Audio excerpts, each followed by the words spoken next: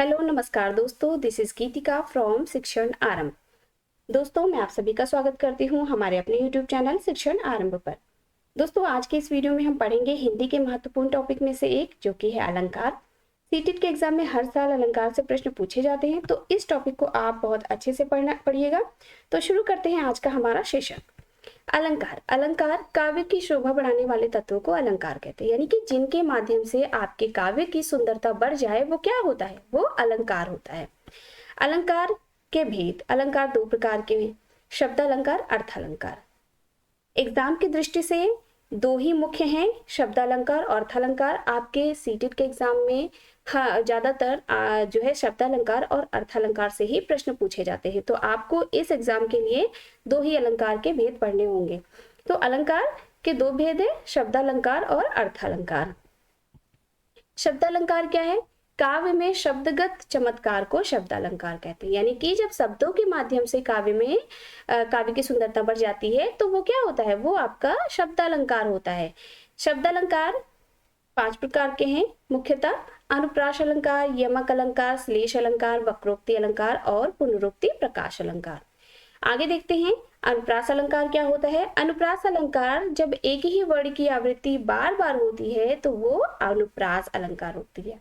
वर्ण मतलब होता है अक्षर, यानी कि जब एक ही अक्षर बार बार आता है, तो वहां क्या होता है? वहां पे आपका अनुप्रास अलंकार होता है। एग्जाम्पल देख लीजिए, विमल वाणी ने वीणा ली। यहाँ किस अक्षर की आवृत्ति बार बार हो रही है? यहाँ पे वा अक्षर की, यानी कि वा वर्ण की आवृत्ति बार बार हो रही है, तो यहाँ पे कौन सा अलंकार होगा? यहाँ पे आपका अनुप्रास अलंकार होगा।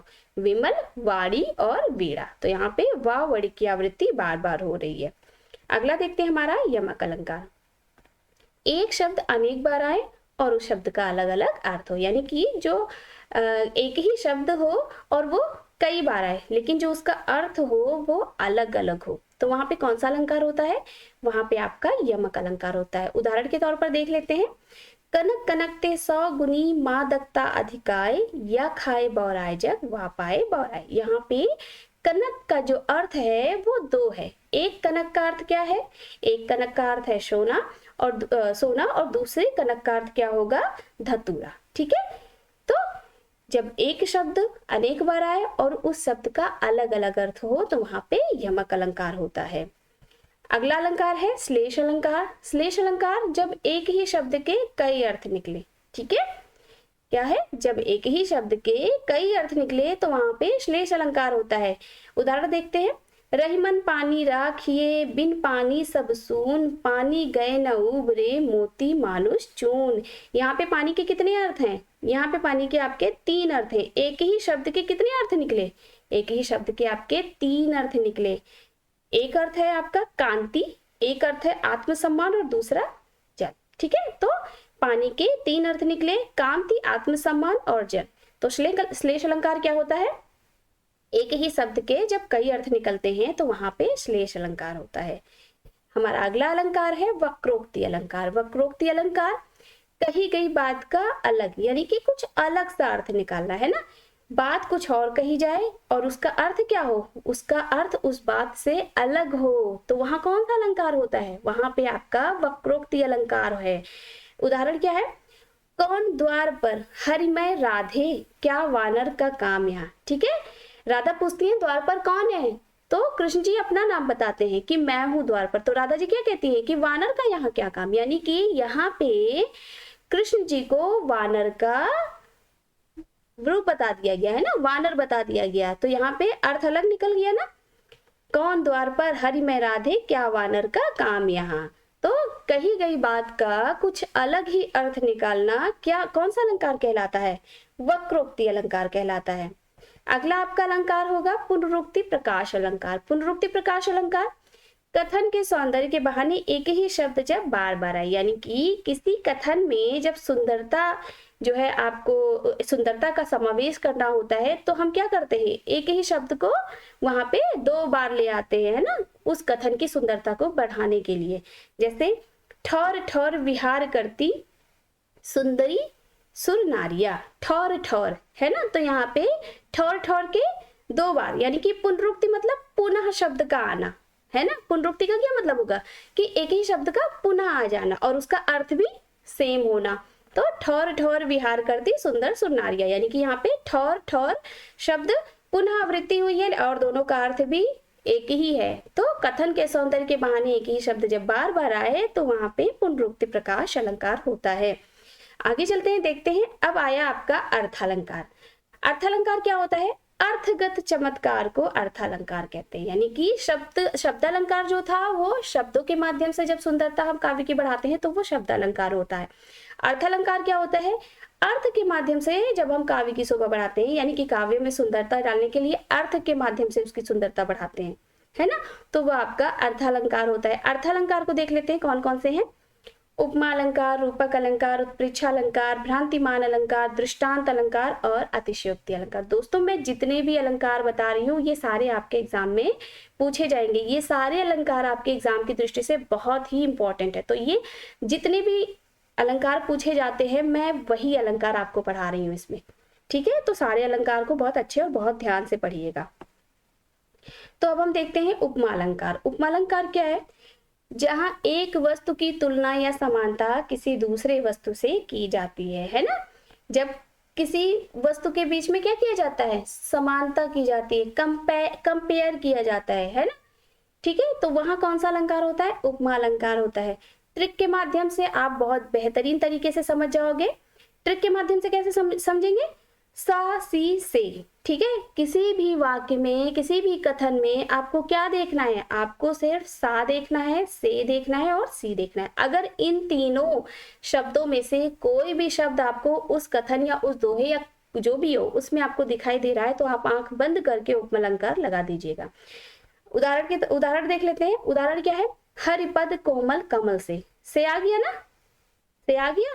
तो यहाँ क्या होगा? यहाँ आपको कुछ नहीं निकालना, कुछ अर्थ नहीं निकालना, कुछ भी नहीं करना, सिर्फ आपको ये देखना है कि सा से सी ये तीनों आ रहे हैं। अगर इन तीनों में से कोई भी एक आ रहा है तो वहां पे आपको उपमा अलंकार लगा देना है। से आ रहा है तो यहाँ पे आपका उपमा अलंकार हो जाएगा, ठीक है बच्चों। मैं आपको ट्रिक के माध्यम से पढ़ा रही हूँ ताकि चीजों को आप स्मार्ट तरीके से सीख सको, है ना, कम समय में और जल्दी सीख सको। आगे देखते हैं रूपक अलंकार। रूपक अलंकार जहां उपमेय और उपमान को एक रूप कह दिया जाए, इसीलिए इसका नाम क्या दिया गया है? रूपक अलंकार। रूप प्रदान कर दिया जाए, ठीक है।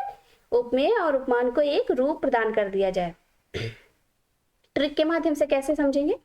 योजक चिन्ह है, आपको क्या देखना है? आपको सिर्फ ये योजक चिन्ह देखना है ना। योजक चिन्ह, पायो जी मैंने राम रतन धन पायो, राम रतन के बीच में आपको योजक चिन्ह दिखा। 90% चांसेस होते हैं कि अगर किसी जो है कथन में या दोहे में किसी चीज में अगर योजक चिन्ह आ जाए तो वहां पे रूपक अलंकार होता है, ठीक है। तो ये आपका ट्रिक है, जहां उपमेय और उपमान को एक रूप कह दिया जाए वहां रूपक अलंकार होता है। ट्रिक आपको देखना है कि उसमें योजक चिन्ह आना चाहिए। आगे चलते हैं। उत्प्रेक्षा अलंकार। जहां उपमेय में उपमान की संभावना व्यक्त की जाए वहां उत्प्रेक्षा होता है, ठीक।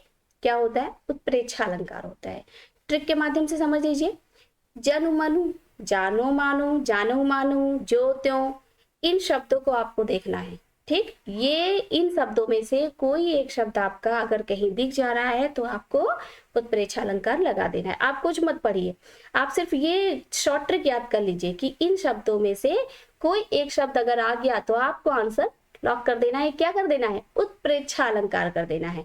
उदाहरण देखते हैं। उसका मुख मानो चंद्रमा है। अब यहाँ पे मानो आया ना, ऐसे ही जनु आ जाएगा, मनु आ जाएगा, जानू आ जाएगा, मानू आ जाएगा, जानहू आ जाएगा, मानू आ जाएगा, ज्यों आ जाएगा, त्यों इन सब में से कोई भी एक शब्द आ जाता है। आप आंख बंद करके इस आंसर को टिक कर दीजिए। क्या लगाना है? उत्प्रेक्षा अलंकार लगाना है, आंसर सही चला जाएगा, है ना। तो ये ट्रिक आप ध्यान रखिए, स्मार्टली पढ़िए। भ्रांतिमान अलंकार। भ्रांतिमान अलंकार आपको नाम से भी समझ में आ रहा होगा कि यहाँ पे भ्रांति उत्पन्न हो जाती है। जहां एक वस्तु में किसी दूसरे वस्तु का भ्रम हो, है ना, जहां भ्रम दिखाई दे वहां क्या करना है? वहां आपको भ्रांतिमान अलंकार टिक कर देना है। उदाहरण क्या है? अंधेरे में किसी रस्सी को देखकर उसे सांप समझ लेना, यानी कि भ्रम से आपने क्या समझ लिया, आपको भ्रम हुआ, वो क्या था, वो थी रस्सी, लेकिन आपने उसको क्या समझ लिया, आपने उसको सांप समझ लिया। तो भ्रम से आपने उसको जो है एक रस्सी को एक सांप समझ लिया, यानी कि भ्रांति उत्पन्न हुई वहां पे, है ना।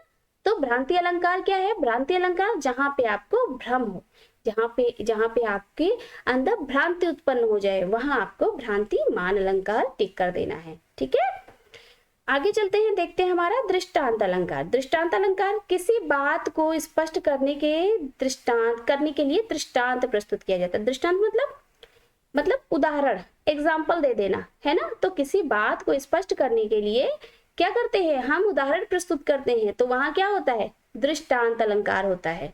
ट्रिक भी देख लीजिए, ट्रिक में क्या है, उदाहरण देना, है ना। उदाहरण दे दिया अगर, तो वहां पे दृष्टांत अलंकार होगा। कैसे, उदाहरण देखते हैं। पापी मनुज भी आज मुख से राम नाम निकालते हैं, देखो भयंकर भेड़िए भी आज आंसू ढालते हैं। तो पापी मनुज का उदाहरण क्या दिया गया, भेड़िए, है ना। पापी मनुज के लिए कौन सा उदाहरण यहाँ प्रस्तुत किया गया है, पापी मनुज के लिए यहाँ पे भेड़िया जो है उदाहरण प्रस्तुत किया गया है। तो किसी भी बात को स्पष्ट करने के लिए अगर कोई उदाहरण दे दिया जा रहा है, तो वहां पे आपका दृष्टांत अलंकार हो जाएगा। आगे चलते हैं, देखते हैं अतिशयोक्ति अलंकार। अतिशयोक्ति अलंकार कौन सा अलंकार है, अतिशयोक्ति अलंकार वो अलंकार होता है जिसमें किसी बात को हम कैसे बोलते हैं, बढ़ा चढ़ा के बोलते हैं। ठीक है, जो बातें असंभव होती हैं, जो बातें हो नहीं सकती, वो बातें हम बोल देते हैं, तो वहां पे कौन सा अलंकार हो जाता है, वहां पे अतिशयोक्ति अलंकार हो जाता है। कैसे, आगे नदियां पड़ी अपार, घोड़ा कैसे उतरे पार, राणा ने सोचा इस पार, तब तक चेतक था उस पार। मतलब इतनी बड़ी नदी थी, इतना अपार, मतलब इतना अपार कि राणा जी सोच ही रहे थे। ठीक है, तब तक घोड़ा, यानी कि उनके जो घोड़े का नाम था चेतक, वो तब तक उस पार है, जो कि संभव नहीं है। ठीक है, जो चीज संभव नहीं है उस बात को यहाँ पे कही गई है। तो जिस बात को जो है बढ़ा चढ़ाकर प्रस्तुत किया जाता है हमारे सामने, वहां पे कौन सा अलंकार होता है, अतिशयोक्ति अलंकार होता है। दोस्तों, अगर आपको हमारा वीडियो पसंद आ रहा है तो प्लीज हमारे वीडियो को लाइक करिए, हमारे चैनल को सब्सक्राइब करिए, उसको ज्यादा से ज्यादा शेयर करिए। हम आपके लिए मेहनत कर रहे हैं, अच्छे से अच्छी चीजें आपके लिए लेके आ रहे हैं जो है, और आप भी हमारे लिए थोड़ा सा हमारे जो है चैनल को सब्सक्राइब कर दीजिए, उसको शेयर कर दीजिए। तब तक के लिए थैंक यू, धन्यवाद।